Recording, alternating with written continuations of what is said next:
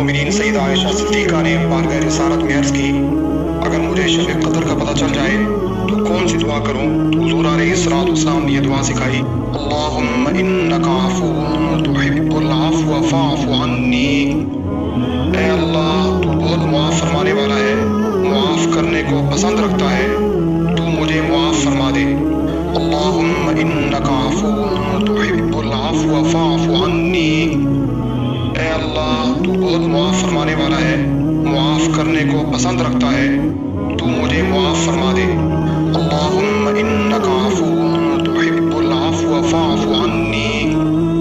ऐ अल्लाह, तू बहुत मुआफ़ फरमाने वाला है, मुआफ़ करने को पसंद रखता है, तू मुझे मुआफ़ फरमा दे।